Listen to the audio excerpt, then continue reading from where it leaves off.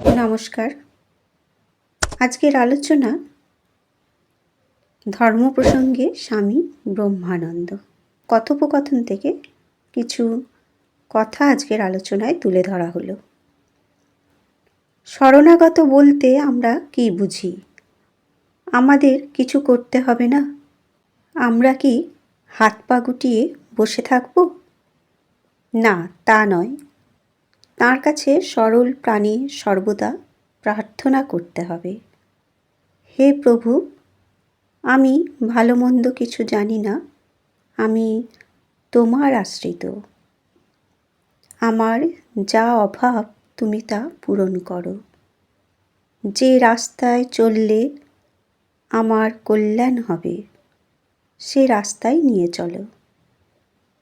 তোমার স্মরণ মনন করার শক্তি দাও। কিন্তু এই শরণাগত হয়ে পড়ে থাকা অত সহজ নয়। মুখে অনেকে বলে আমি তাঁর শরণাগত, তিনি যেমন করাচ্ছেন তেমনি করছি।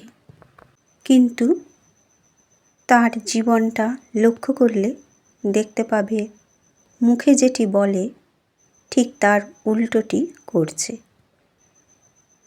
ভালো কাজে কিছু করলে ভগবানকে ভুলে গিয়ে আমি করছি বলে লাফালাফি করে।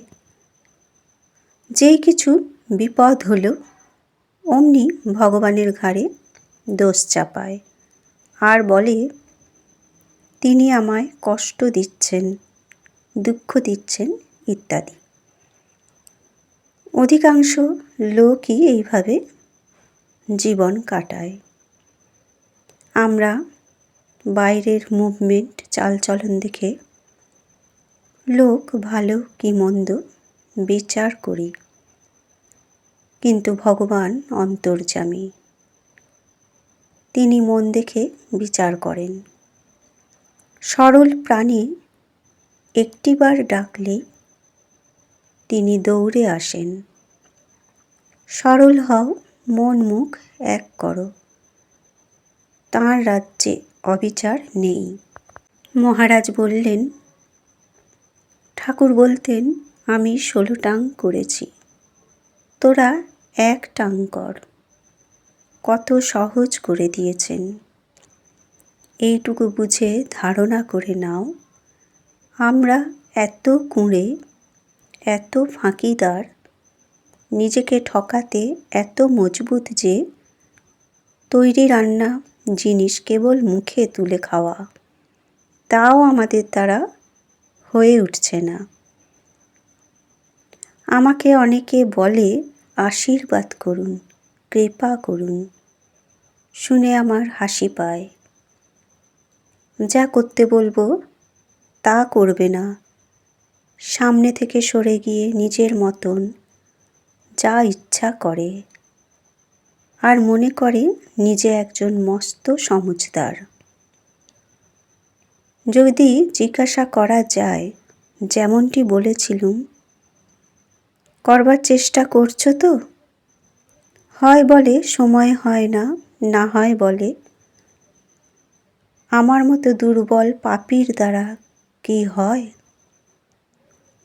যদি বিশ্বাসী নেই, কথাও মানবি নে, তাহলে যা ইচ্ছা কর না বাপু। কেবল ফাঁকি মারবার চেষ্টা। এই রকম লোক যারা আমার কাছে আসে, তাদের নিয়ে আমি ঠাট্টা তামাশা ও বাজে গল্প করে সময় কাটিয়ে দিই। কেন মিছিমিছি বকে মরি? আর যারা 2-4 জন খাটবে খুটবে কথা নেবে মনে হয়, তাদের সাধন ভজনের কথা বলে দিই, তারাও ঠিকভাবে করবার চেষ্টা করে। ছেলেবেলা থেকে ফাঁকি দিতে দিতে এমন ফাঁকি দেওয়া স্বভাব হয়ে গেছে যে সব জিনিসই ফাঁকি দিয়ে সারতে চায়।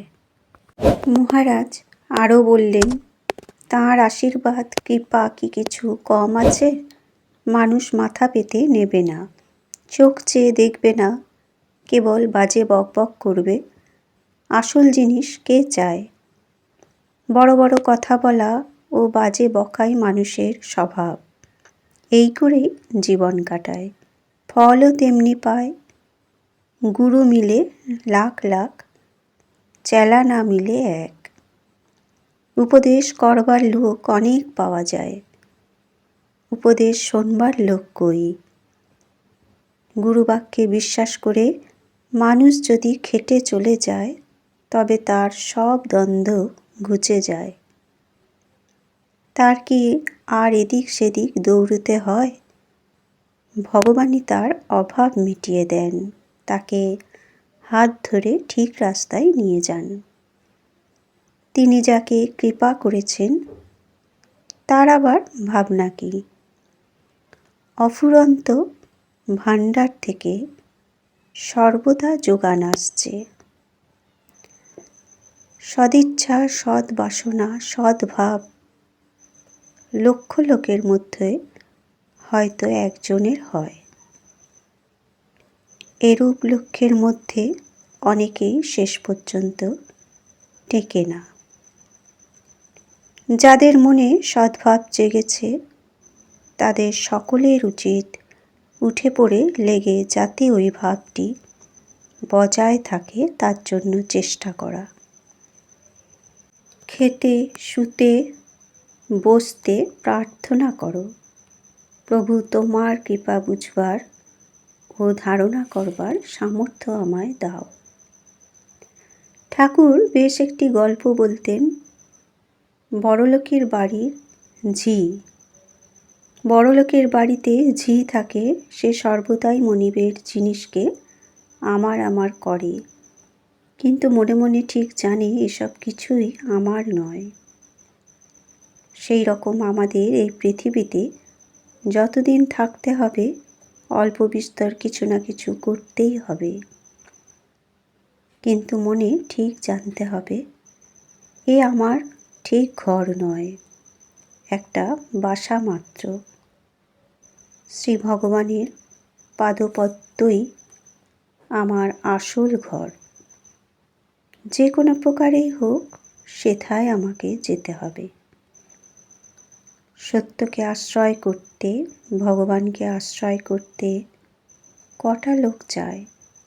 সকলেই মনে করে আমি যেটা বুঝি সেটা অভ্রান্ত, সেটাই একমাত্র সকলের রাস্তা। অহংকারে ভুলে মানুষ নিজেকে এত বড় আসনে বসায় যে অনেক সময় ভগবানের অস্তিত্ব স্বীকার করে না। কি বলে জানো? যা বুঝতে পারি না তা মানি নে। একবার ভেবেও দেখে না যে তার বুদ্ধির দৌড় কতটুকু। আজ যা ঠিক বলে ধরেছে, কাল তাকে ভুল বলে ছেড়ে দিচ্ছে। এই রকম রোজই মত বদল করছে। সেই বুদ্ধির দৌড় দেখাতে গিয়ে মানুষ ধরাকে সরা জ্ঞান করে। মহামায়া কত রকমে যে মানুষকে ভুলিয়ে রাখেন তা তিনিই জানেন। আমরা কিন্তু জানি ভগবানের ভাবকে ইতি করতে নেই, তিনি অনন্ত ভাবময়। তিনি মন ও বুদ্ধির অগোচর। তিনি যাকে দেখান, জানান, বোঝান, সেই তাঁকে দেখতে, জানতে ও বুঝতে পারে। তাঁকে জানলে জ্ঞানের কপাট খুলে যায়, সকল গাঁট আলগা হয়ে যায়। মানুষ যখন এই অবস্থা লাভ করে, তখন তার ঠিক ঠিক ধারণা হয় যে আমি তাঁর, তিনি আমার।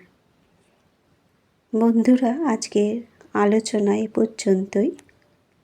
মহারাজের চরণে এবং ঠাকুর, মা ও স্বামীজির চরণে আভূমি লুণ্ঠিত প্রণাম জানাই এবং সকল শ্রোতা বন্ধুদের অনেক অনেক শুভেচ্ছা ও অভিনন্দন জানিয়ে আলোচনা শেষ করলাম।